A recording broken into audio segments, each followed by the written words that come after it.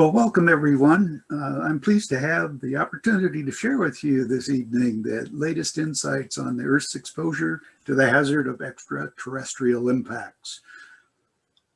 Once thought to be too unlikely to be of concern, that perspective has dramatically changed over the past few decades. In this talk, we will be examining the likelihood of such hazardous events, the risks that such events pose, how the risk is being estimated, and what is currently being done to reduce the risk should an event occur. So at the most basic level, risk can be defined as the sum of two primary factors: imminence, or simply the likelihood of an adverse event occurring, plus impact, or consequences such an event would have on society. Now, before addressing each of these concepts in more detail, let's take a moment and review terminology used to identify types of objects in our solar system. Listing from top to bottom is in order of increasing size of an object. And the word that's used to describe the object as it is in space, orbiting, or whatever it's doing, moving, is meteoroid. And that's much like asteroid down here. That OID is kind of the trigger that, hey, you're talking about the object in space. Now, a meteor, when it is approaching Earth and enters the atmosphere, that's when it heats up as it starts to react to the friction in the atmosphere and starts ionizing and glowing, and you see that beautiful streak across the sky is called a meteor. That's the event that's happening as it passes through the atmosphere. If it happens to hit the ground and there's fragments, the fragments then are called a meteorite. And the tail end of that word, ite, is commonly found on minerals that are on the Earth. So that's, I think, where that came about in the semantics there. For example, granite or granite, bauxite. There's many rocks and minerals that have that kind of an ending. So that's the object once it hits the ground, and you can go take a look at it, pick it up. It's a meteorite. Asteroid is simply a meteor that's very large. In fact, it's a fuzzy line between those two. Meteoroids are generally very fine grains, up to maybe less than a meter. They can still be considered meteors, but when they get really big, they are considered asteroids. The other objects, of course, are comets, and they're quite different in the sense that they come from completely different sources, much greater distances away, and they're composed of ice in addition to rock material. And then getting still larger, we have dwarf planets, which are planets that, which are objects that are essentially like a large asteroid, but they're so big that their mass and gravitational field starts pulling them into more spherical shapes. So they're round instead of a odd-shaped object. And they've then really are, I think, by size alone considered a dwarf planet, but they don't have the characteristics that a planet would, which is an object that's generally bigger and spherical, and can have moons orbiting it, has cleared debris out of its own orbit around the sun. And so that's kind of the terminology there. So that's always something good to review and understand. I'm going to really be focusing on asteroids because those are the objects that pose the greatest threat to the Earth. Thinking about threat as I've defined it, which is the two factors. You know, although comets can be bad, or say a rogue planet or something, their probabilities are so low that if you really look at the two factors, they don't present as serious a threat as an asteroid. Just a quick note, one shot here on some notable historic impacts, just to know that there's something that's been observed and noted out in history. The earliest record, I think, of one dates back to 1660 BC. An asteroid that had crashed into the Estonian island of Samra. In 1450, there was an object that has been said to have produced the impact structure, a crater, the Mahuiki crater on the continental shelf off New Zealand. Shanxi province in China, 1490, there were comets and historical records about stones falling from the sky. But in more modern times, the big wake-up one was the 1908 Tunguska air blast event. Now that event, it's amazing because even though it was a century ago, over a century ago, there's actually a photograph. The air blast can be seen in this photograph. And it was amazing. It was believed to have been caused by an asteroid around 90 to 100 feet in diameter. That's considered about a once in century event, but you'll see that later in the talk, how that estimate's made. But the most spectacular thing is it leveled about 800 square kilometers, square miles of forest, which is just astounding. It laid the forest down, stripped all the vegetation off. All you have left really are the tree trunks that look like toothpicks piled on the hillside. That was an amazing event. There were studies made decades afterwards trying to identify if there was any debris left in the ground, because there really was not a crater. This blast was in the air. And that's never been found, but there's no other real good explanation for this event. It actually had knocked people off their porches when it happened, the shock wave from the air blast. Pretty astounding. Looking years and years, decades later, another big event that brought a lot of attention in the media was the Great Fireball of August 2nd, 1972. And some of you may have actually witnessed that. I did. I saw that thing, and I happen to be a geophysicist. I'd just gotten out of grad school. I was working in Denver, Colorado, and was going to the field in Book Cliffs, Utah, driving on I-70, going west, when all of a sudden across my windshield, I saw this thing streaking across the sky. And of course, having been an amateur astronomy while a kid growing up down in the northern LA area, I pulled my Land Cruiser over the side of the road, jumped out and watched this thing. And I could not believe how long it lasted. It was not like your typical meteor flash that only is a few seconds. I watched it as far as I could until it went below the horizon. It did not hit the Earth. The studies of the trajectory of that thing, and by the way, there's actually video coverage of this that you can find on the internet. Studies of the trajectory estimate that it was about 30 miles above the Earth. It was a grazing atmospheric event. The atmosphere wasn't heavy enough to cause an explosion. It did with Tunguska, but nonetheless, it's another indication that, hey, there are big things flying pretty close. Maybe we should start paying attention.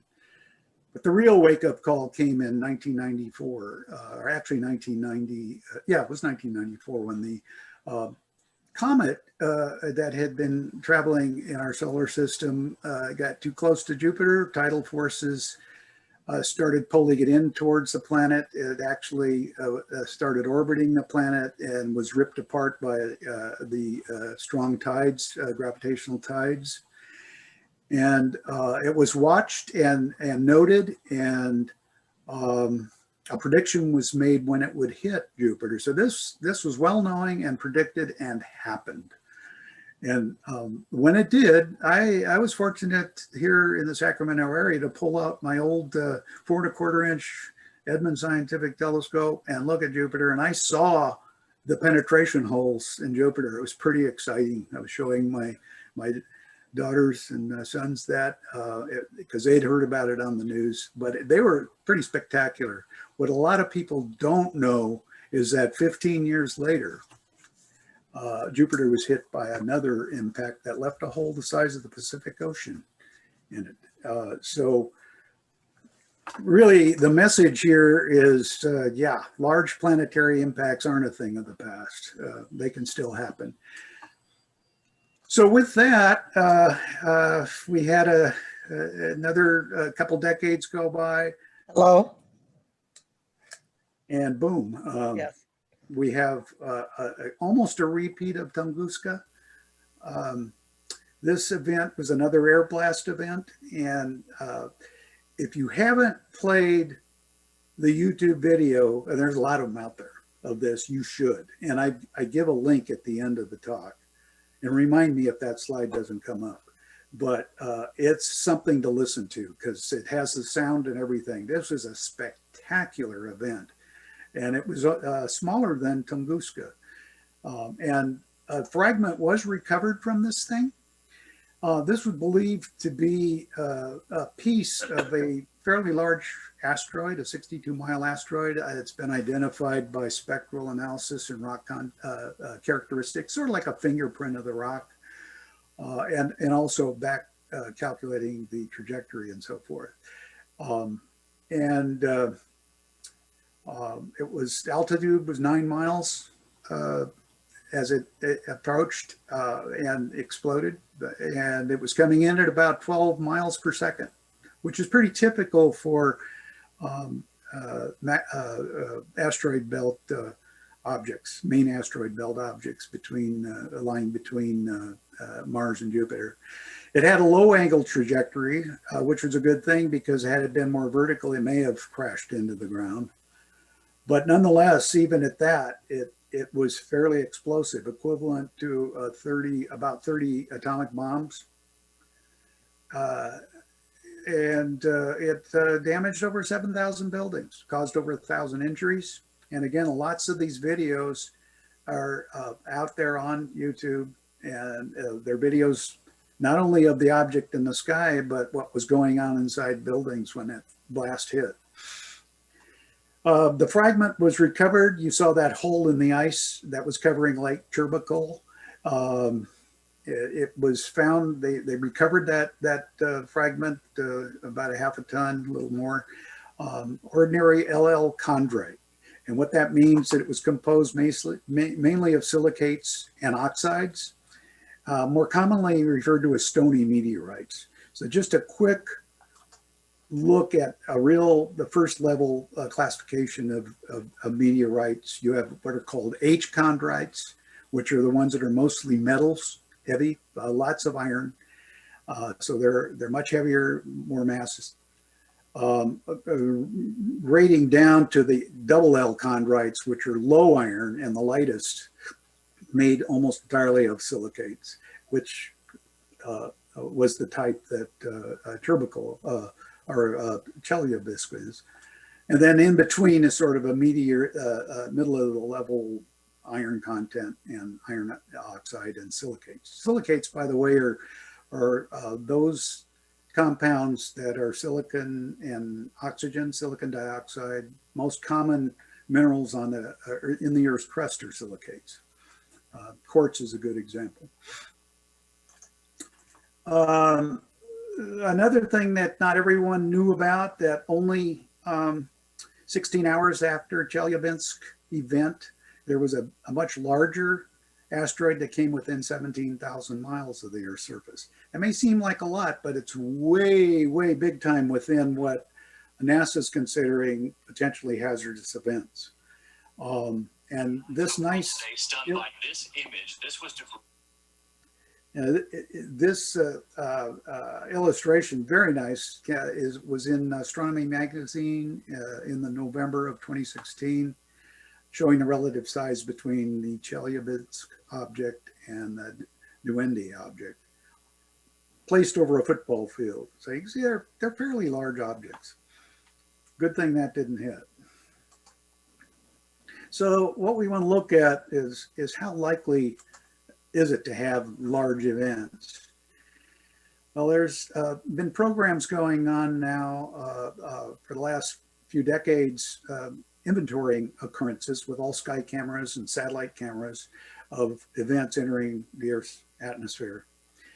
And they're cataloged and reported. This covers a period of about 30 years, all the way up to August of last year. The dots are according to size of the events in terms of energy. So the energy impact scales over here to the right. You can see Chelyabinsk event was dark red, the one with the greatest amount of energy. There was another event that wasn't publicized much that landed in the Bering Sea here in the northern part of the Pacific and was actually seen to hit the water by airline pilots. In fact, I think there's actually photographs of that happening. But down here, the note at the bottom just gives you kind of looking at this kind of a catalog of sky occurrences. It's interesting to know that 100 tons of dust and sand grains hit the Earth every day. And I should mention that most of the meteors that you see streaking across the sky are very, very tiny grains, maybe the largest the size of a pea or a marble. But the energy involved in the speed that they're traveling is so great that they ionize the air and light up and into that flash that we all see.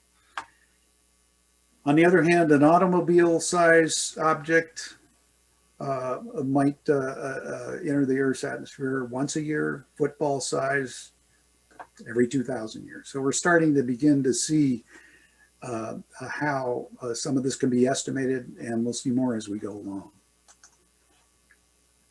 Now, I myself, coming from the earthquake field, this whole idea of the potential for a extraterrestrial impact is what one would consider a high consequent, low probability event. Just like earthquakes, the very, very large great earthquakes, which are, of course are the most damaging, happen very infrequently. They're at any one location, and their inner event time is typically well beyond a human lifespan. So it's a hard thing to wrap your hands around. And I've always thought that you know, something can be learned from what we're doing with earthquakes, perhaps to deal with this impact problem. This is a world map showing the locations of earthquakes. And you can see there are tons. And these are probably earthquakes, I'd say, above magnitude maybe 4. So they're the larger earthquakes. And you can see they follow very defined patterns, which is something we don't have for extraterrestrial objects. We don't know where they're going to hit. But seismologists and risk managers can work with data to see what the likelihood in regions that are nearby where earthquakes are known to occur. They rarely occur outside those areas. So the question becomes, well, can we look at any historical evidence to do this kind of an analysis? Because with earthquakes, one thing that was done that really boosted the ability to understand their likelihood was to plot what's called a frequency magnitude plot. And what this is, it's taking counts of the number of earthquakes in size bins, say of a magnitude 1 or a magnitude 2 or magnitude 3, etc.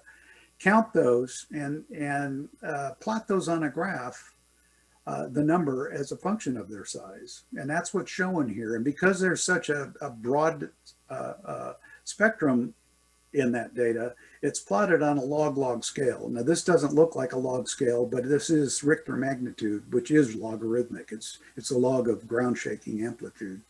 So this is a log-log scale, and amazingly enough, look at this. It follows a straight line. Okay, you can say, well, you know, what can you do with that data? Well, if you're recording lots of earthquakes more frequently, say every few years or every year, you start to get a picture of what's going on there. You can begin to project down what your likelihood is of having a bigger one. So again, in summary, what this is showing is for every single magnitude 8 earthquake somewhere on our planet, there's 1 million magnitude earthquakes that have occurred.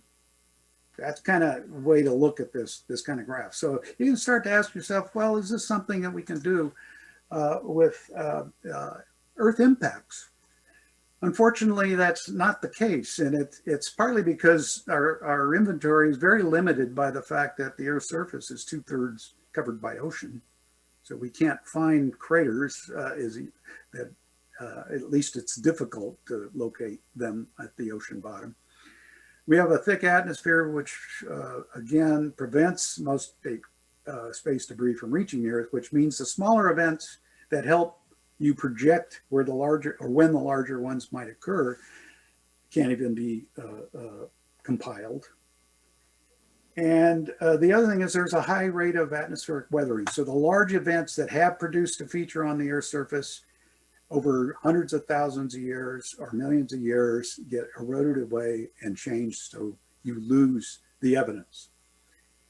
And then finally, if you go back, if you're looking back literally hundreds of millions of years to try and get a picture for the big ones, plate tectonics alone has shifted things around so much that their evidence is oftentimes completely obliterated or consumed back into the interior of the Earth through that process. The other thing is that the impact scars themselves, those that are still around, can be confused with other geologic features. So a lot of work has to go in some cases, to make sure we are looking at the right thing.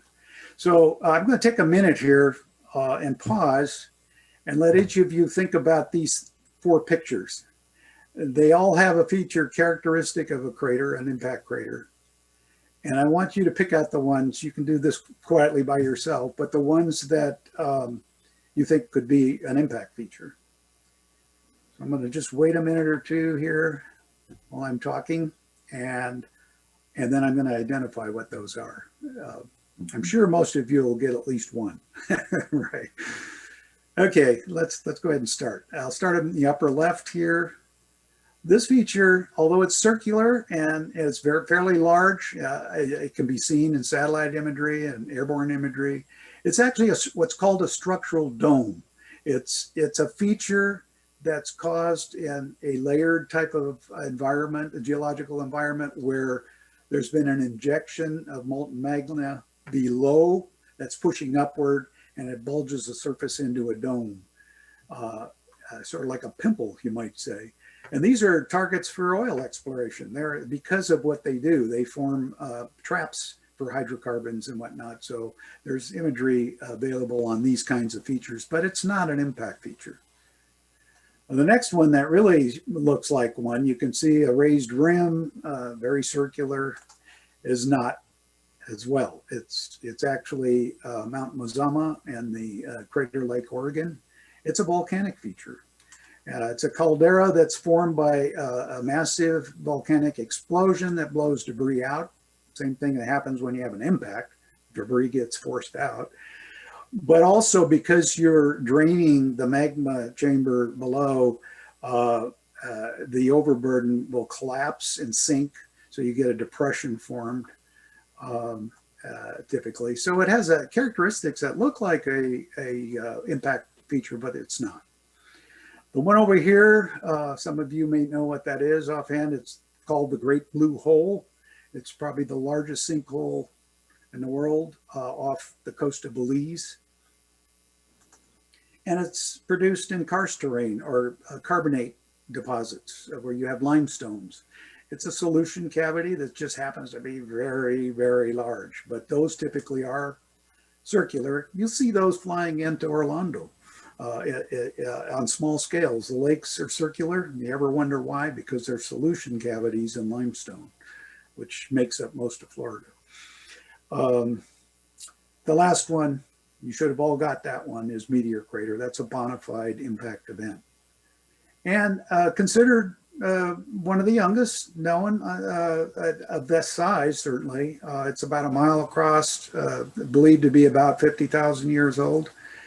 But you can see, you know, you've got to do your work, and there's all kinds of varieties between these of circular type geomorphic features that makes it difficult. Here's an example but it happens to be an example of one that's been proven to be a valid impact crater. And you might look at that and say, what? How's that? This is in Decaturville, Missouri. It's fairly large, about 3 miles across or so. Or I'm sorry, it's about 3.5 miles. And it's circular as well. This is an oblique shot. What the dashed line's trying to indicate is the raised rim. This is higher elevation. If it were a topographic map, you'd see this ring of higher elevation and higher elevation in the middle here, which would be the central peak. But the real kicker is that when this area was drilled and studied and the rocks were analyzed, then it became clear that that was an impact feature. So let's look at that morphology a little more. This is a section line, this green line, and we're going to look at that sideways, you might say, because it really characterizes the typical morphology of an impact feature. Looking level to the ground here at this dotted line, this is the kind of feature that's formed by a large object coming in, impacting the Earth, pressing down the Earth's surface, causing it to elastically bend, exploding material out. The Earth, because rocks are elastic, they do bounce back, sort of like a rubber band. That's why we have earthquakes. You feel it shake even. You can see the central peak that's formed, but also that debris that's blowing out. The heaviest debris falls first around the rim of that cavity that's been blown out. So you have a raised rim. And you may have even secondary craters, at the sites you're working at, not all the time. So there's definitely a morphology that can be used, and that was used in Missouri to identify that initially by aerial photography and satellite photography. The validation came when the debris was examined carefully, collected and examined in the laboratory. And the key thing here are they're what are called shock-altered native rocks. Because of the high pressures, it changes the character of the material and forms what are called tektites. Tektites are small spherical objects about the size of walnuts, ranging up to about the size of walnuts, that are essentially vaporized or not vaporized, but melted material thrown into the air along with the debris and then cooled as it falls, and in falling kind of take on a spherical shape. And so they're like little marbles almost. And those were found indicative of this kind of an event. And then the presence of rare elements like the platinum group, which includes iridium, palladium, and platinum. These are very rare elements, not commonly found or known to have an origin here on Earth, particularly iridium. That was a clincher, by the way, in resolving the dinosaur extinction mystery, which is another whole talk by itself. It's a fascinating story. But anyway, with this kind of evidence, you can pretty much then catalog it as a bona fide event. Just a moment here to look at what we mean by shock-altered material. I mentioned quartz is one of the most common minerals, is the most common in the Earth's crust. And when it is subjected to extremely high pressure, it forms what are called polymorphs, or different crystal forms, but the chemical composition is still basically silicon dioxide. And there's two varieties of crystal structure, one called stishovite, the other called coesite. And they're characterized by these lines, these striations throughout the mineral that are indicative of the effects of the extremely high pressures. The only place those other than an impact feature, the only other place these have been observed on Earth is around nuclear test sites. The Nevada test site, they found rocks, quartz samples with this same effect. So that's a real key in validating impact structures. Another is what are called shatter cones. You see this cone here. Now, I don't know how many of you might have been as reckless as I was when I was growing up as a kid, young kid. I had a BB gun. And I remember I used to like to shoot at big bottles with BB guns, occasionally by mistake hit a plate glass window. Uh, and a BB will typically make a tiny, tiny hole or dot right where it hits the window on the outside. But on the inside, you look on the floor and there's this beautiful glass cone, the peak being where the outside was hit by the BB, and the shock wave expands as it passes through the glass, and it's in a circular reference frame. So it actually makes a beautiful glass cone, and it's just the same phenomenon. It's the same thing. So moving on, there are other ways that are more difficult, more costly to identify impact structures. And one is through geophysical detection methods using technology. This is a spectacular example because it was the smoking gun for the cause of the KT extinction that killed the dinosaurs. Mind you, dinosaurs had 150 million year rule on this planet and probably would still be around if this didn't happen. Especially considering we've only been here a few million. Anyway, this was detected by a gravity survey. That was a shipboard gravity survey, and they do also airborne gravity surveys. And gravity depends on, the law of gravitation is, again, the inverse square of the distance. And so you can retrieve distance when you look at a gravity value or a gravity signal, especially if you map it in 2D. The red indicates the higher areas where it's a shorter distance, so the gravitational effect is higher, and the light blue areas, it's the lowest here in this picture. So essentially what we're doing is outlining a rim, the impact rim, and the central peak of a structure that's almost 200 miles across. This was the famous Chicxulub crater in Mexico. Again, maybe later this year, I can put a talk together on that story. It's absolutely fascinating. And I know some of the individuals that are involved, including had a chance to meet and talk with Walter Alvarez, a scientist at Berkeley, who was the champion on this. He and his father, a Nobel physicist, came up with a hypothesis, but couldn't find the smoking gun, but it was finally found after a couple decades. Fascinating story. Anyway, so geophysics works. And the latest one was in 2019. A lot of work for climate change has been trying to keep track of the thickness of ice cover in Greenland. And it was noticed that the front edge of the ice sheet had a peculiar arcuate shape. But it became really interesting when the ice penetrating radar hit the ground surface and came back up, and the radar returns started to reveal some topography that was very revealing. You can see a roughly circular shape there. And by the way, this is on that northwest edge of Greenland. It's called Hiawatha Glacier, and now this is called Hiawatha Crater. And this last picture here is a relief map in color with the highest peaks on the relief identified by little black triangles. So there's your rim, here's your central peak. This is hot off the press, really, only being less than 2 years old, and this research is still going on. Drilling's going to be taking place here at some point to look for the solid rock evidence. But it's pretty obvious this guy's a pretty good size crater, and it's thought potentially, it's going to take a lot more geological work, but it's potentially be as young as 12,000 years, which really becomes interesting. That's very, very short, not that long ago in geological terms. It's about, how big is it? What's that? How big is it? I was just going to say it's about 30 kilometers across, or so we're talking about 20 miles in diameter.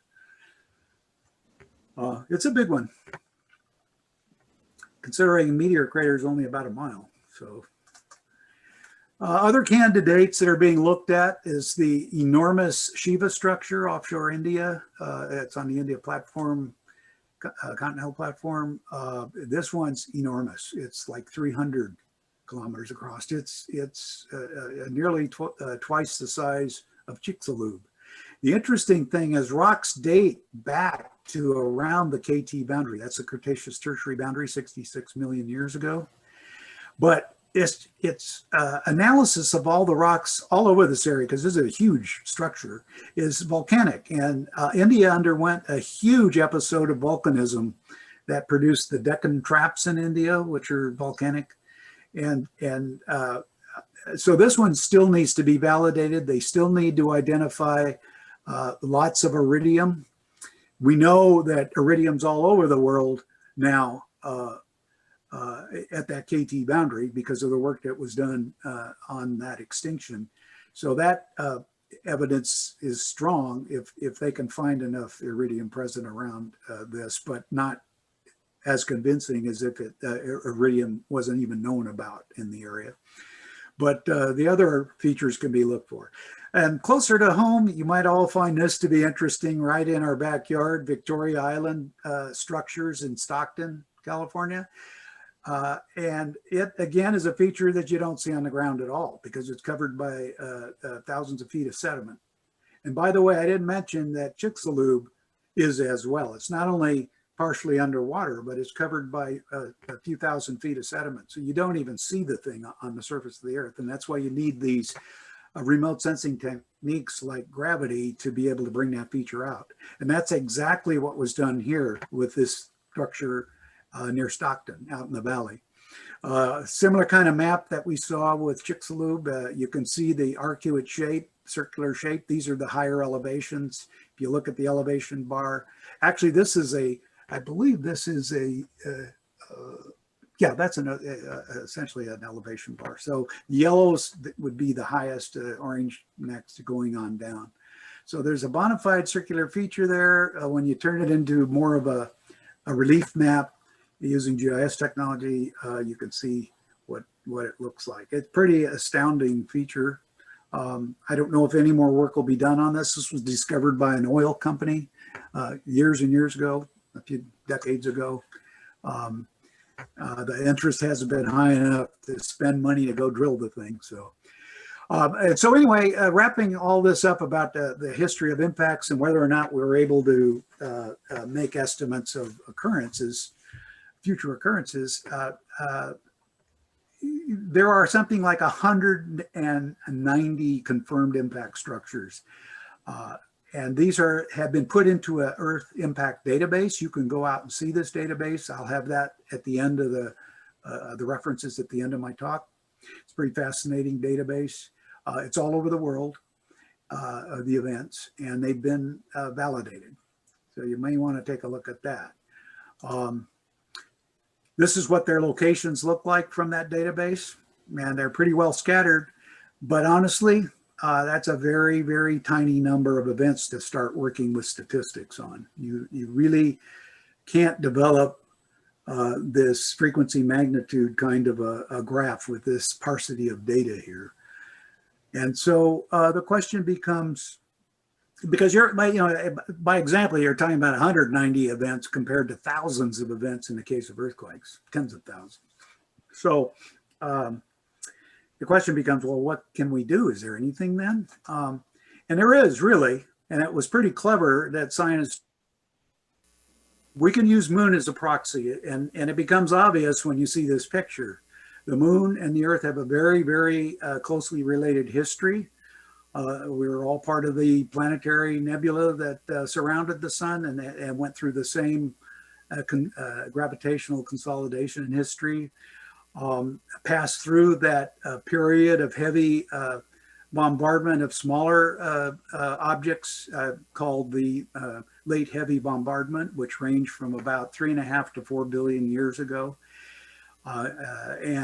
So if the Earth, if the moon was getting shattered by these events coming in, they were the same debris field that was coming into the Earth. And so that was a rather clever approach, and that's exactly what's been done. There's been these frequency magnitude plots done for cratering on the moon.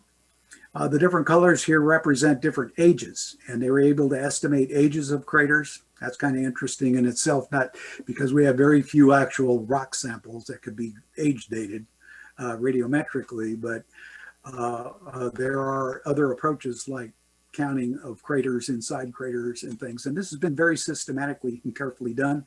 And you can see by the reasonableness of the data here, the coherency of the data, that the age breaks here by color are pretty good. So the oldest curve here was the earliest in Moon's history, going back about 4 billion years around the age of the Earth Moon system, all the way up to the most recent curve from data, which is about 500 million years ago. So that gets back into our geologic time of interest.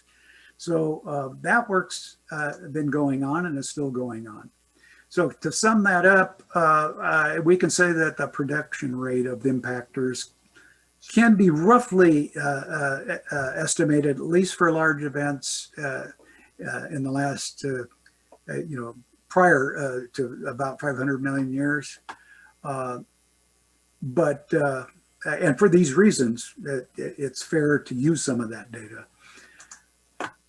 But beyond that, we need to also then begin to identify where these objects come from, because that's a factor that'll have to be taken into their rates of occurrence and so forth. And these are the three main sources for objects that would be approaching the Earth that could potentially be hazardous. The main asteroid belt, the Kuiper belt, and the Oort cloud. And I'll try and describe those with this kind of complex looking figure here. But what this shows is our sun in the middle on the left side here. And these distance scale is measured in astronomical units. So it's the Earth distance to the sun, about 92 million miles. So we're looking at 10 astronomical units going out to just beyond Pluto. So that essentially is referred to as the planetary region. And that's shown here in this first box. So that's looking at this first region. And what's shown on this diagram is the orbit of Jupiter, sun in the middle, and the orbit of the rocky planets, in particular Mars. And you can see the asteroids lie in closer to the Mars orbit, but it's between Jupiter and Mars. So that gives you a pretty good indication that they're the closest candidates for objects that would be coming into the Earth. As we move further out in this scale, out to the Kuiper belt, which goes as far out as 1,000 astronomical units, 1,000, that's this next figure. And that, like I say, that's out around the orbit of Neptune and Pluto.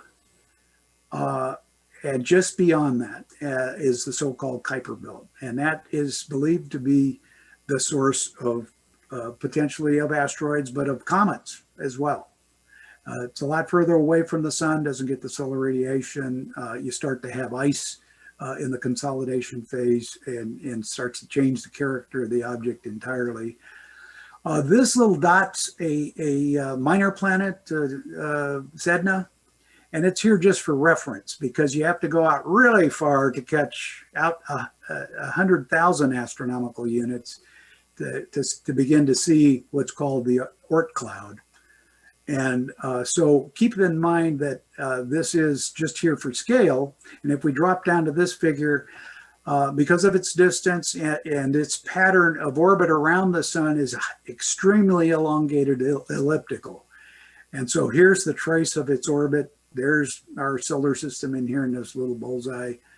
And when we now back off even further and look at the scale to see the Oort cloud, that whole orbit shrinks down to this. And you don't even see, our immediate planetary region. So the Oort cloud's way out there. It is, I believe, considered to still be kind of theoretical that it exists. but there's evidence that indicates that it in fact does, and it's believed to be the primary source of comet material. So those are the potential sources, but the one, for obvious reasons, and it's the reason I show this figure, is because we're concerned with the ones that are in close, because they're the more likely ones to be coming in and reach the Earth. Just in sheer numbers gives you a higher likelihood. So we're looking then at the main asteroid belt. Now, what NASA's done in trying to look at the hazard side of this, they've defined two categories of asteroids. You know, you've seen the term probably NEO, near Earth object, but now we're talking about asteroids, so now that's changed to NEA, near Earth asteroid. And these are defined as those objects or those asteroids that have orbits that intersects the Earth's orbit at a distance of 28 million miles. So that's reaching out pretty far where they cross the Earth's orbit, but still considered, hey, we better pay attention to some of these guys, particularly big ones. But there's no size condition put on that, probably because if it's that far away and you see it, it's got to be fairly large. The next level of hazard is the potential hazardous asteroid. The P stands for potentially hazardous. And their orbits, those are the objects that orbit, have orbits that intersect the Earth's orbit at less than 5 million miles, about 4.6 billion miles. So much, much, much closer. But they have a size distance on them. There are ones that are considered 500 feet or more in diameter. So the thought, okay, if we're going to start really paying attention to these things, let's be looking at the ones that can have really disastrous consequences. So let's take a look at consequences. This was next to the last topic area that we wanted to cover.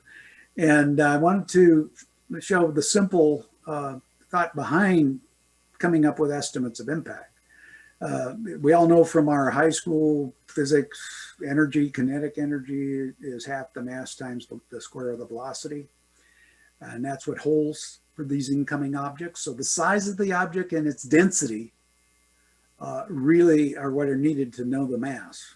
So those, and now you can see why a Chelyabinsk type object, which was a stony meteor, the lighter kind, not as much metal, would have a less of an impact than a metallic, heavy metallic object.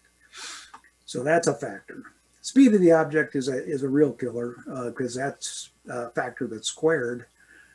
They typically come in, main asteroid belt objects come in at about 12 miles a second. That's moving right along. And if you start to look at, for reference, I show a couple more objects. These are more the far distant objects coming from Kuiper Belt or further out in our solar system. Short period are the ones that have elliptical orbits, but they're a little shorter. And then these are the long period with much longer stretched out elliptical orbits. And the velocity increases the longer and more stretched out it is because it spends more time on a more linear type of path before it comes close to the sun, slows down, loops around, and goes back out. So you don't need to be too concerned with those other ones. These are the ones that we're really paying attention to. It also, the impact also depends on the trajectory. Is it a high angle versus a low angle? In the case of Chelyabinsk, it was known to be a low angle. And had it come directly straight down, it probably would have hit the Earth, would have caused more damage. Okay, let's look at estimates that have been made from modeling. And a lot of this has been done from research on test ban verification and test ban treaty for nuclear devices. If we look at the Chelyabinsk event, it was the smaller one shown here, about a 20, I believe it was around a 20-meter size estimate on that particular object. Tunguska is more around 30 meters or about 90 feet in diameter. And you can see there minor damage, really. They're shockwave type events. That's about the threshold of size. It seems to burn up in the atmosphere or almost make it to the ground, or at least fragments after it blows up might fall to the ground, like in the case of Chelyabinsk. Meteor craters, a big jump, going up to a 50-meter size object. Energy released is much, much higher, 10 megatons equivalents, equivalent to the largest thermonuclear weapon that we have on our planet. You can go up and up and up in size of object and the energy expected to be generated by those according to formulas. And you can see that when we get down to the Chicxulub event, that's a huge event. It was a 10-kilometer object coming in that caused Earth-wide extinction. And extinction, of course, of any human species, but it would have existed back at that time, but certainly would have that effect now. This is starting now to get into the realm of, well, yeah, we know what these impacts are. Now, what's the likelihood of each of these things? And this chart isn't really telling you that. Moving along here, let's see if we can get into a frequency sense. Okay, this graph is another nice way to begin visualizing risk now. Remember, risk being likelihood and impact. And so what we're looking at the vertical scale is years between impacts.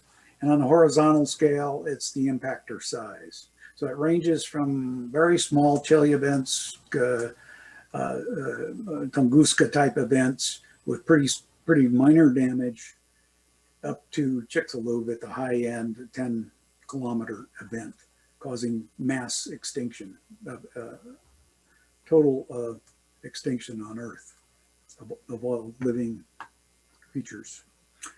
In between, events of 500 meters in size, yeah, we're talking about destruction, between 500 and 1,000, between destruction on the level of Europe size and area, millions dead, pretty bad. So that's a target, ambitious target to be, or I should say an important target to be focusing on in doing an existing inventory of asteroids in the asteroid belt.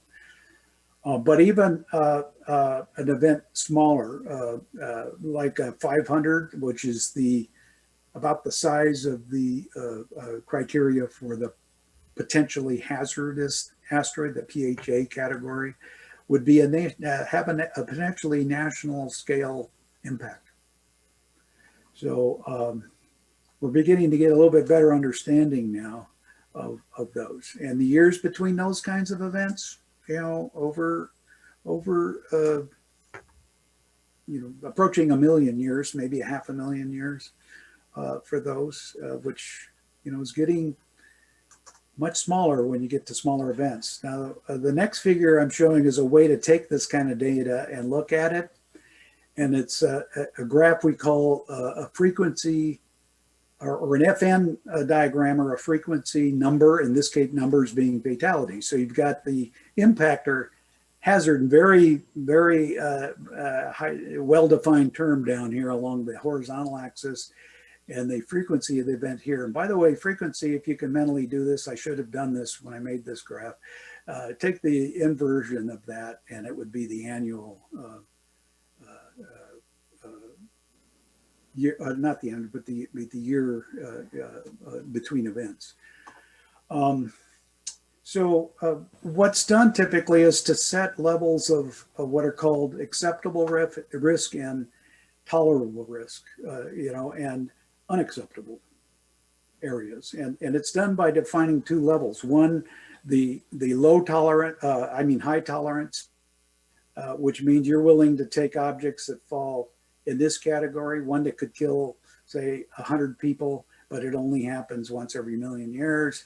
That sounds pretty risk averse, which it is on this curve, to ones that, no, I'm willing to live with the risk, but this is my limit. If I go beyond that limit, I want to start to do something about it. So what I've done to kind of make more sense out of this, I know it's a little hard to take in all at once for your first time.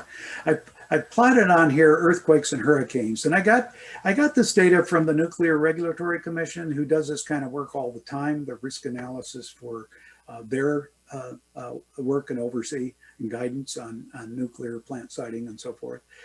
And you can see if we plot the likelihood of an event that would cause up to 1,000 deaths for either an earthquake or a hurricane, it's around the same level. And it's an event that can happen, say, every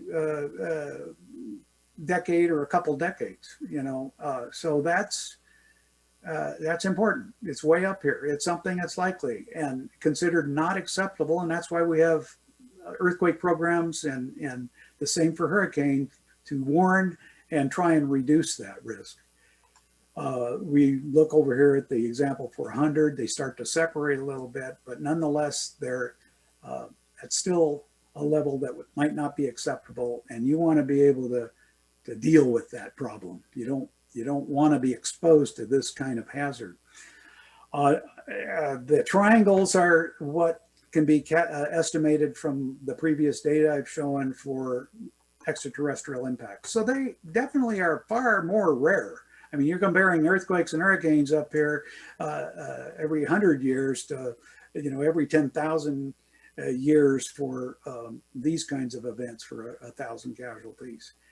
But nonetheless, it depends on what you're willing to deal with. This zone in between is the zone of opportunity to reduce the risk. And you do that since you can't change Mother Nature over on this side. These events are going to occur when they occur at the rate that they occur.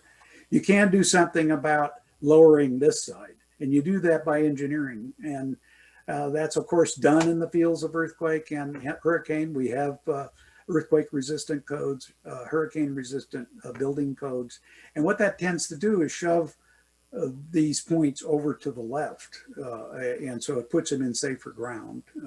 These ones for meteor impacts or asteroid impacts would be shifting this direction if we could put the right kind of warning and engineering into it to reduce these numbers down here. And now they're in the zone where we can work with some programs that might even improve and push them further, but they're no longer on that borderline to being unacceptable. So admittedly, a takeaway here is that realize that the chances of highly hazardous extraterrestrial impacts are much, much lower, orders of magnitude lower than it is for earthquakes and hurricanes. But nonetheless, can still be of concern. And so what I want to show in the next slide is this high tolerance curve, the one that we don't want to go above, as it's shown in different locations around the world, different cities. And so that's only the upper curve, no hazards are shown on here, but it's sort of the level that they use in considering potentially large natural disasters or even man-made disasters. Could be explosions, it could be air line accidents, it could be pipeline accidents that have high potential casualties, and that kind of thing. And so, for example, if we look at Hong Kong, their tolerance level is this dark red curve here. And lo and behold, at 100 fatalities, it's about the same level every, one chance in 10,000 years is, let me go back here, is about the same as this blue level here. People use this kind of information to make engineering judgments, I guess what I'm saying, to try and shift the losses down. Okay, we're getting near the end. I know I've been going on a long time, and so I'm going to head toward the goalpost here. So what's being done about all this? If we say that they're borderline in terms of the need to pay attention to, because our society is risk averse, then what's being done? Are we spending money to do anything? Because that's about the time you start doing that. And in fact, we are. And it all was triggered after the 1994 comet impact of Jupiter that became a real wake-up call. And there was a international workshop that was put together with US, China, and Russia. And some interesting results came out of that, a program, a recommendation to have some sort of planetary defense program. And things move along kind of slow, but a few years later, the US Congress mandated what they called the Space Guard Survey. And it was a program to detect and characterize these potential objects. And in this case, they charged NASA with identifying 90% of events that are a kilometer or greater, or about 0.6 of a mile in diameter or greater. And those are the ones on that previous graph that are going to cause lots of problems, serious injuries. And then to take a step further and look at near Earth objects that are within a 10-year time frame, ones that can be expected to occur more often. And then and to collect those in a 10-year time frame, so we would meet these goals and have a much better handle on when things could happen, what the likelihood would be. It was re-examined in 2005. They expanded the mandate so that the goal now is 90% of 450-foot diameter objects. And the NEOs, that means we're talking comets as well. That's the more general term, by 2020. And the reason you might ask yourself, well, okay, what do? We get an inventory, all this stuff. Well, the strategy is to actually detect and deflect. And now we've entered a very, very new realm. Right now, as I'm giving this presentation, and at the close of last year, plans were consolidated to actually do a deflection project. NASA's kicked it off. It's called DART. It's called a detect and redirect test.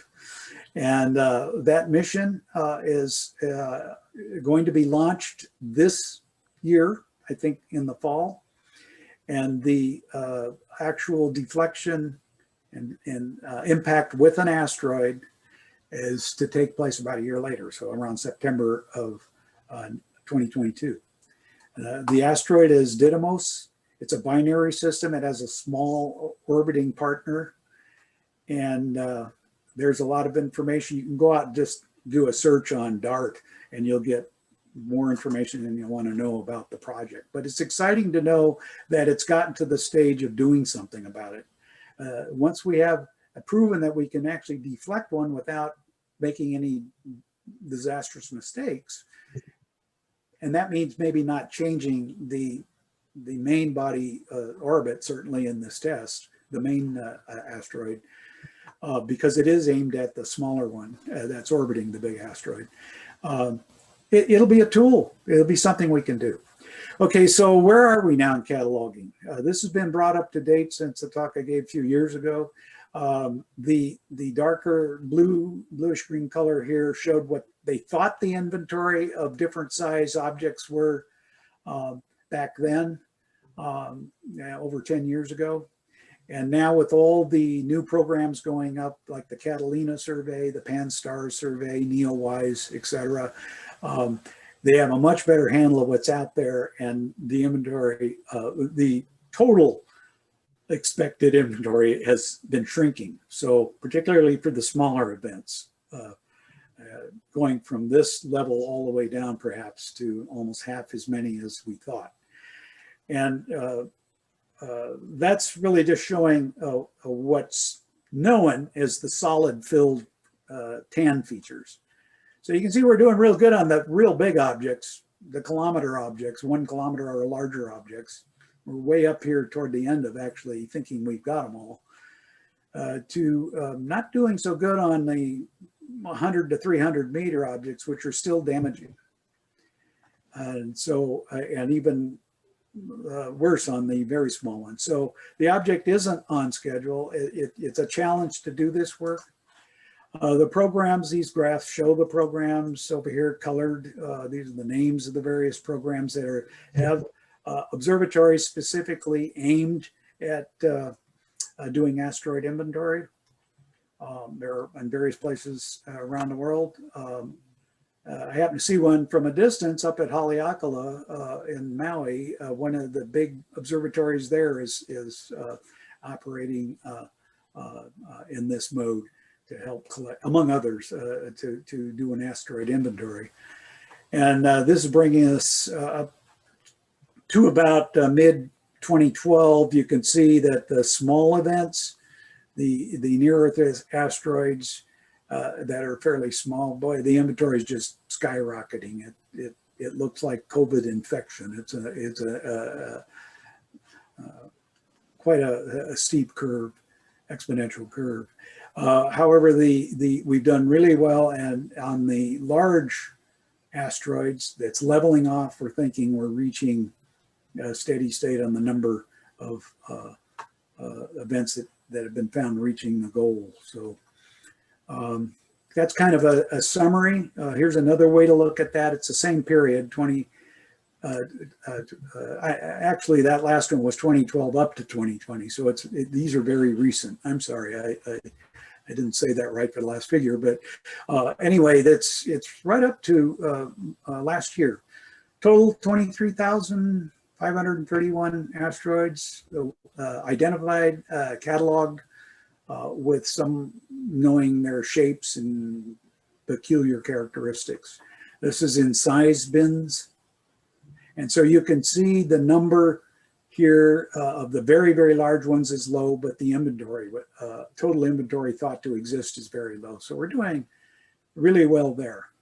Still have a ways to go here, but there's success in these programs. Interesting thing, though, so you don't get overly confident here, is I don't know if any of you caught the news item last August that an amateur astronomer actually discovered a 1 kilometer asteroid that was missed by all these expensive surveys, government surveys. And it's pretty astounding. August 27th, it was reported. The big observatories tuned in on it, and sure enough, the guy caught it. It was a 1 kilometer asteroid. So there's always surprises that'll come along, but I think overall the inventory is starting to look pretty good there. What do you do with that data? Well, as this all starts to become more confident and be routine, NASA's already looking at the kinds of notices they could issue. These haven't been issued yet, to my knowledge, but it's the kind of thing I saw happen in the evolution of earthquake information. More and more of this kind of information starts coming out, and you have to be prepared to understand it. You don't want to overreact and think, oh man, I'm in bad shape. But this kind of a graph shows you the kind of object that's been identified that is in the category of either an NEA or a PHA. Its size compared to something familiar like a bus, and its closest approach. So you're at least informed about it. So again, this was a motivator for my topic to start to get this information into people's heads so they know how to interpret something like that and whether or not to pack that away as another thing to worry about in our busy lives. But I guarantee you'll be seeing these at some point. It certainly happened in the earthquake arena. And already on the news, you probably caught this one, that close flyby. It's the closest on record that one of the surveys recorded. August 15th of last year. And it was a SUV size asteroid that came within less than 2,000 miles above the Earth. That is really close because you are definitely starting to get a stronger pull of the Earth's gravitational field. Fortunately, this size event, an SUV size asteroid would result in probably another air blast even smaller than Chelyabinsk, but nonetheless, it also gives you confidence that these programs are working. And then after that, only a couple months later, there was a news report that another notice was issued. So these things are starting to come out in the press from NASA and these programs that an SUV-sized asteroid may hit Earth the day before our election on November 2nd here. And that didn't happen.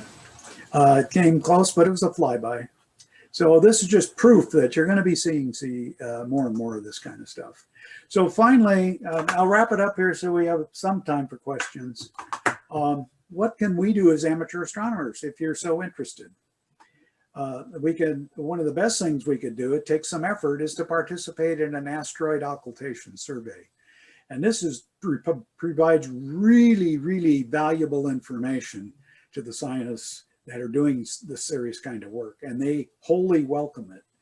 And what that is to set up an array of instruments across the known ground path of an occultation. Now keep in mind, your occultation is just like a solar eclipse or something. It's where, in this case, where an asteroid moves in front of a star. They're typically stellar occultations. There can be other kinds, but the ones that happen frequently are when an asteroid moves in front of a star and blocks the star out. And we actually participated in one with asteroid Sappho in 2018, and it was highly successful. We worked with Paul Maley, who is a retired NASA engineer. He brought equipment out, and we set up a 25-kilometer array north of Sacramento. The ground path of the shadow of that occultation crossed very near the area out in the farmlands. And some of you right here in this talk tonight participated in that survey. And the object was, again, to record when the star that you've got your scope carefully centered on disappears in the image. And it's because an asteroid moves in front of it. It's hard to believe this can happen because it's like finding a needle in a haystack. And you're talking about something 230 million miles away, and an asteroid that's only 70 kilometers in size. That's astounding that can be done, but that's how well we understand orbits. And it was predicted well in advance with the ground path. And lo and behold, about half of us, or maybe even more, actually recorded that on video with the equipment. We saw the star, we saw it blink out for a few seconds and then come back on. Well, what's important about that is to have extremely accurate timing, because when you record when it first goes out, when the star first disappears, and then the length of time until it reappears, they already know the speed of the asteroid. That's part of the orbital parameters. And you know it's good because it's precisely located and it worked. We saw the exact moment or seconds that happened. You can calculate the size, the length from your perspective, from your location, a point shot to that asteroid, get the dimension. And if people are doing it across the country along the ground path, you begin to get measurements all over the structure and begin to get its shape. And this happens to be the results from not only us in this little cluster at the top, that's actually our measurements, but in many of the others in different locations in different states that recorded that. And we actually got this published with Paul in the International Occultation Group Association that's doing this kind of work. And that is one of the diagrams that's in that publication. And our people are there listed in the names for contributing to those measurements. So that's something that's fun to do. I have to admit ahead of time, I have to warn you that we spent 12 hours beginning 3 in the afternoon, extending to 3 in the morning to catch something that lasts 2 or 3 seconds. So that sounds crazy, but it takes a lot of patience and concentration to make sure you don't miss it. So that's really does help validate the orbital parameters as well as the model and shape of the object itself. The other obvious thing is that in the previous slide, we see an amateur astronomer actually discovered a new asteroid. So these are things that it can be done. And any of you that might be interested, we can always continue to advance our work in this field if people are interested. But it does take a team, it does take a group and time, and a little bit of equipment, but not real expensive. Mostly in the timing side of things. You got to have extremely accurate time clock on that video image. So with that, folks, I'm going to draw this to a close. This is a valuable and important subject. But if anything, if nothing else, I should say, I hope to leave you with a better understanding of how to interpret some of the news items you see, or some of the articles you might find, or notices that might be issued in the next few years on these kinds of objects. With that, I'm going to change to, while I open this for questions, to the some of the sources that you ought to go out and take a look at. If you got that on your screen, do a page copy. They're really good sites. The NEO program here at JPL, the Earth Impact Database, which, by the way, is a Canadian group that started and runs that thing, and then some software and challenges to help support asteroid programs at NASA. And then you got to see, if you haven't seen this, at least see this video, but there are several others you ought to look at them and realize that's only a 20-meter event, and it didn't even hit the ground. Fragments did, but it didn't. But when you look at that, it's pretty impressive. Okay, hopefully everybody got that. If not, I think this is being recorded, so this lecture will end up on YouTube, and I'm going to stop sharing at this point. Hello, everybody. I didn't chase too many of you away. Thanks for hanging around, and open it for questions. Try and use your thumb